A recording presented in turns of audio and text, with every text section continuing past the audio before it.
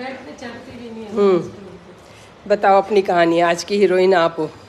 और पीछे बेबी दे दो, आप बता दो। नहीं नहीं, आप बोलो। कब से प्लान कर रहे थे? शादी को 8 साल हो गए मैम ना। हाँ। पहले 2 बार मिसकैरेज हो गया था। एक हाँ। तो शादी होते ही हुई थी प्रेग्नेंट, वो मिसकैरेज हो गया। हाँ। फिर मतलब 2-1 साल बाद फिर मिसकैरेज हो गया ना। हाँ। अब 8 और 8.5 साल हो गए। अब फिर एक पैर मोड़ो, दूध पिलाने का तरीका बताते। ये वाला ना, एक पैर ऊंचा करो, ये वाला ऊंचा करो। हाँ। तो अब मैम अब प्रेग्नेंट हुई थी, 8-9 महीने हो गए। किस तो तरह? फर्स्ट बेबी है। हाँ, डायग्नोज हमारा तब हुआ जब इसका शुगर निकला। हाँ जी। उसके बाद ही हुआ हाँ है जी, ना? हाँ जी, नॉर्मल डिलीवरी। आपका नहीं था शुगर?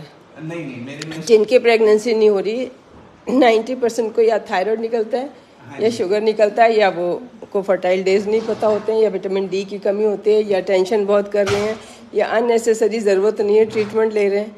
हमें ट्रीटमेंट की ज़रूरत कहाँ थी कि हमने शुगर करना था, हम एग बनने की दवाई लेते जाएंगे। हाँ जी, हाँ जी। तो कैसे हो जाएगा? वो आगे सिरे नहीं चढ़ेगा। इवन हम IVF करा लेंगे तो सिरे नहीं चढ़ेगा वो, शुगर जब तक ठीक नहीं होगी, थायराइड जब तक ठीक नहीं होगा। ये 2 हार्मोन इतने अच्छे हैं, नाम हार्मोन है, हार्मोन से डरना नहीं है। हार्मोन ही हमारे शरीर में जो रस, जिन्हें हम कहते हैं ना रस है, वो यही है, ब्रेन से निकलते हैं। फिर हमारी ग्रंथियों यहाँ पे होता है ना, यहाँ थायराइड होता है, इंसुलिन निकलती है, पैनक्रियाज में होता है, ओवरी में एस्ट्रोजन प्रोजेस्टेरोन होता है। तो मीनोपॉज पे आजकल दे सकते हैं, जिनकी 50+ पे कोई दिक्कत है, हार्मोन एकदम से कम हो जाते हैं, तो वो तो उनकी वजह से तुम ठीक थे पहले, अब वो कम हो रहे हैं, तो जैसे थायराइड दे सकते हैं मीनोपॉज पे मम्मियों को, वो भी दिलवा सकते हो आप। जिन्होंने मतलब अपनी चीज़ बतानी होती है वो कंडेम दूसरे की करके बता देते हैं। हार्मोन से डरना नहीं होता, सही देना, किसको देना, कितना देना, एक एक माइक्रोग्राम का हिसाब है। इतनी केमिस्ट्री में इतनी एडवांसमेंट है, तो दे ही नहीं सकता एक MD डॉक्टर से कम वाले को समझ ही नहीं देने की, है ना। और ये चीज़ें जैसे अब आप, जैसे मैं कहती हूँ कि अकबर जो है पैदल गया, इसका सबसे अच्छा एग्जाम्पल ये है। पैदल गया मन्नत मांगने, होगी प्रेगनेंसी। ठंडी जगह में गया और शुगर उसके कम हो ही गया होगा जब पैदल गया। तो राजा महाराजा था, तो जो राजा महाराजा की प्रॉब्लम तब थी, आज आम आदमी की प्रॉब्लम है। सबका शुगर ज़्यादा आ रहा है, सबका शुगर ज़्यादा आ रहा है, एपिडेमिक आ रहा है। WHO की रिपोर्ट आ रही है रोज़ कि इंडिया जो है वो मतलब हमें जो दिख रहे हैं वो सच में मैं भी देख रही हूँ। रिपोर्ट पढ़ने के बाद ही मैं वो टेस्ट कराना शुरू करती हूँ। तो मैंने 3 महीने वाला कराया, सब फास्टिंग करा लेते हैं, ठीक आ जाता है।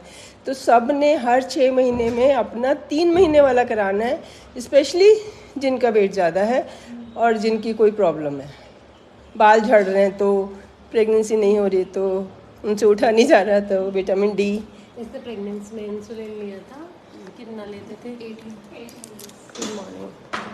अगर हमारा कुछ भी गड़बड़ है, सबसे पहले ये 3 महीने वाला टेस्ट दिखाओ। ये 3 महीने वाला HbA1c कराना है, इससे पता चलता है। और ये 5.5 आना चाहिए, यह हमारा एम कितना है। और थायराइड जो TSH है वो 2.5 ± 0.5, बिल्कुल ऐसे नहीं 3 तक आ जाए तो कोई बात नहीं, 1 से 3 के बीच में नॉर्मल है। इसमें प्रेगनेंसी हो जाती है। प्रेगनेंसी के लिए ज़्यादा चाहिए, जो वहाँ पे रेंज लिखी रहती है वो थोड़ी ज़्यादा होती है, वो 5 तक होती है, ये तो 0.5 है। और जो FT4 है, जो थायराइड डायरेक्ट है, एक ये है इनडायरेक्ट होता है, मतलब कि अगर ये कम होता है तो ये बढ़ जाता है। तो जो डायरेक्ट वाला है ये 1 के अराउंड आना चाहिए, अराउंड 1 आना चाहिए इसकी वैल्यू। फ्री थायराइड कराना है। T3 T4 कराते हैं जो थायराइड प्रोफाइल में, वो इतना अच्छा हमें नहीं बताता कि हमें क्या दवाई देनी चाहिए। तो अराउंड 1। तो जब मुझे कॉल करना है, ऐसे खाली कमेंट्स में लिखने से मैं इतना बड़ा जवाब नहीं दे सकती हूँ। हर केस की पूरी बातें समझनी पड़ती है, आधा घंटा लगता है। गलत एडवाइस भी नहीं दे सकते ना।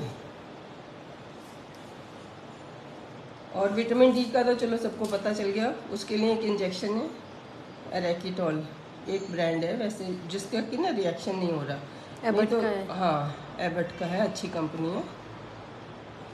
ये साल में 6 महीने चलता है, 6 मंथ चलता है, अगर हम बिल्कुल धूप में नहीं निकलते। इसकी कमी से स्पेशली हस्बैंड में स्पर्म काम नहीं करते। शुगर ज़्यादा होगा, शुगर के पानी में स्पर्म को भिगो दो, मान लो बीजों को ही भिगो दो, बीज समझ लो स्पर्म और एग को भी, तो वो ख़राब हो जाएंगे। नमक के पानी में, एक्सेस नमक के पानी में भिगो दो तो ख़राब हो जाएंगे, है ना। धूप में नहीं रखो तो ख़राब हो जाएंगे। तो ये नेचर सिक्योर करती है पहले कि जहाँ मेरा बेबी पैदा होना है, जो इतना नाजुक है, वहाँ सब आइडियल कंडीशन है। मदर बहुत टेंशन में है। प्रोलैक्टिन के लिए कैपकोलिन भी, ये 2 दवाइयाँ अपने आप ले भी सकते हैं, लेकिन मैं भी लिख दूंगी और पूरे घर के लिए लिख दूंगी। एक क्वेश्चन था कि मम्मी के लिए कहाँ से लिखवाएं, मैं मम्मी के लिए भी लिख दूंगी नाम लिख के। तो ये हर हफ्ते कैपकोलिन ले लो। स्ट्रेस आप लोगों का काबू में नहीं है मेरे, तो मैंने थोड़ा सा मान गई कि चलो मेडिसिन दूँ। अदरवाइज मेरा बातों से ही सबके हो रही थे पिछले 20 साल से, समझाने से ही करवा चौथ आएगी, हो जाएगा करवा चौथ। तो मैं साल में 20 पेशेंट होते थे मुश्किल से जो मेरे पास आते थे, और 20 में से 19 करवा चौथ होने के बाद हो जाते थे। तब शुगर इतनी कॉमन नहीं थी, थायराइड इतनी कॉमन नहीं थी। एज हमारी, जैसे ये एज के साथ होते हैं, 35 की एज हो जाती है। जब वेट आपका ज़्यादा होता है, थायराइड की डोज भी ज़्यादा चाहिए होती है, तो वो कम पड़ती है। प्रेगनेंसी में और वेट बढ़ना है तो डोज और कम पड़ती है। जैसी प्रेगनेंसी होगी थायराइड की डोज बढ़ानी पड़ती है। इंसुलिन अच्छे से इसने लिया, इंसुलिन, हाँ, ज़्यादा नहीं था। कोई और नॉर्मल डिलीवरी क्वेश्चन था कि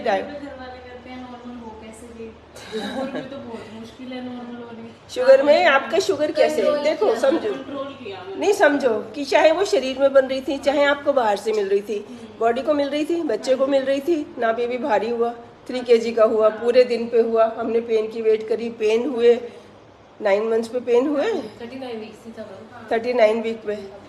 उससे पहले हम तैयारी कर रहे थे कि शायद जल्दी करानी पड़े, सब कुछ कर रहे थे कि शायद जल्दी करानी पड़े। और जब बेटनीसोल लगाते हैं ना प्री मेच्योर डिलीवरी के लिए, उससे शुगर बढ़ जाती है। वो कन्फ्यूजन नहीं होना चाहिए, वो सिर्फ 2-4 दिन के लिए बढ़ती है। जब हम बेटनोवेट लगाते हैं प्री मेच्योर, जिनके भी बेटनीसोल लग रहा है ना, समझो वहाँ पे डॉक्टर ने प्लान कर लिया है कि आपकी प्री मेच्योर डिलीवरी करानी है।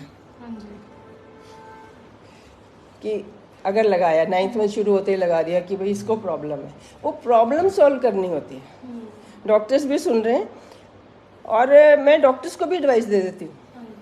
डॉक्टर भी अगर कॉल करेंगे कि मेरा पेशेंट ऐसे ऐसे है तो उनको भी एडवाइस दे सकते हैं। डॉक्टर हमारे सर जो है वो तो MD है, इंसुलिन सारी हम उनसे पूछ के लगाते हैं। जब फिर पेन शुरू होते हैं, अब डॉक्टर्स के लिए बता रही हूँ, उस वक्त क्योंकि बॉडी की रिक्वायरमेंट बढ़ जाती है, स्ट्रेस होता है, तो बॉडी में वो वाली इंसुलिन पुरानी वाली नहीं देनी, क्योंकि फॉल कर सकता है।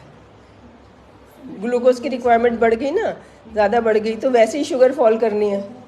तो हमने जो आप रेगुलर खा रहे थे वो आपकी उठा के अपने पास रख ली थी, कहीं गलती से भी ना लगा लो आप कि भाई टाइम हो गया, मैं तो रोज़ की आदत है। वो पहले आपसे मांग ली थी, अपनी सारी दवाइयाँ दे दो, अब जो भी लगाएंगे वो हम लगाएंगे। फिर हम हर घंटे बाद क्या किया था आपका, हर घंटे बाद शुगर टेस्ट किया, उसके हिसाब से कितनी डोज देनी है, नहीं वो ज़्यादा ही नहीं आई। तो बिना इंसुलिन के भी डिलीवरी टाइम ज़्यादा होती नहीं है। फिर हम ग्लूकोज उस हिसाब से लगाते हैं कि अगर तो वो कम जा रही है तो बल्कि हम ग्लूकोज की ड्रिप लगाते हैं, वरना नॉर्मल सलाइन की रिंगर लैक्टेट दूसरे होते हैं वो लगाते हैं। तो इसके लिए पूरा फिजिशियन चाहिए होते हैं। कहीं इंस्टीट्यूट में चले जाओ, वहाँ पे होते हैं, मेडिसिन वाले आ जाते हैं। बात है कि मेंटेन करने के लिए तो बाहर मेंटेन कर सकते हो। डिलीवरी टाइम अगर डॉक्टर नहीं कॉन्फिडेंट है तो आप किसी इंस्टीट्यूट में जा सकते हो। दूध भी पिला रही हो अब इंसुलिन नहीं चाहिए, ये प्रेगनेंसी में ही हो रही थी। मेटफॉर्मिन तो खा ही रही हो सुबह शाम, है ना। मेटफॉर्मिन लिख देते हैं, कई लोगों को शुगर होती नहीं है। मैंने ये भी ऐसी पर्चियाँ देखी हैं कि जब प्रेगनेंसी नहीं हो रही तो चलो मेटफॉर्मिन लिख दें। शुगर देख के लिखनी है, अगर शुगर ज़्यादा नहीं है तो अननेसेसरी वो अपना खा भी पूरा रही है और मेटफॉर्मिन भी खा रही है, शुगर कम करने की दवाई भी खा रही है और खाना भी नॉर्मल खा रही है, वॉक भी नहीं कर रही। तो ऐसे नहीं करना, पहले हमने डाइट से वॉक से ठीक करना है और उसके बाद नहीं ठीक होता तब दवाई लेनी है। क्योंकि एनीवे हेल्दी लिविंग तो करनी है ना। ये तो नहीं कि लेटर हो भाई मेरी प्रेगनेंसी हुई है मुझे शुगर है। प्रेगनेंसी हुई है, जब इंसुलिन जा रही है, मेटफॉर्मिन जा रही है, तो बॉडी में जो अंदर से बनना था बाहर से जा रहा है। एक ही बात है, इतनी अच्छी इंसुलिन और थायराइड की गोलियां मतलब 300 साल सच के बाद बनी हैं और वो एग्जैक्टली वही काम करती है। मैं देख रही हूँ प्रेगनेंसी में तो हमें 9 महीने में दिख जाता है, चलो अदरवाइज तो मैंने एक 24 साल का लड़का देखा जिसको 3 साल की उम्र से वो थायराइड खा रहा था और पूरा 6 फीट हाइट, सुंदर एकदम जैसे होता है नॉर्मल। अगर वो थायराइड नहीं मिलता तो वो तो बच भी नहीं पाता 5 साल की उम्र तक, मुश्किल से। तो थायराइड ने पूरा काम किया ना। आ जाओ आप भी बोलो कुछ। आप तो बड़ा अच्छा बोल रहे थे कल। बोलो। मैडम आपने बहुत अच्छा, नहीं मैंने आपका धन्यवाद, बस करना तो कर दिया, बहुत धन्यवाद। आ जाओ, चलो ख़त्म करते हैं, बाय कर दो। Thank you everyone for watching. ये आज क्लास होगी डायबिटीज़, जिनका शुगर हाई है, हस्बैंड का या वाइफ का या मम्मी का, सबका कराना होता है। 3 महीने वाला कराओ, सुबह फास्टिंग में आता ही नहीं है। आजकल इतनी लेट उठ के जाते हैं और खाना जल्दी खा लेते हैं, कम खाते हैं। जिस दिन जब दिमाग में आ जाए ना कि हमने शुगर टेस्ट करानी है तो खाते नहीं है, और जैसी रिपोर्ट सही आ जाती है उसके बाद खाते हैं। मेरी तो ठीक आ गई।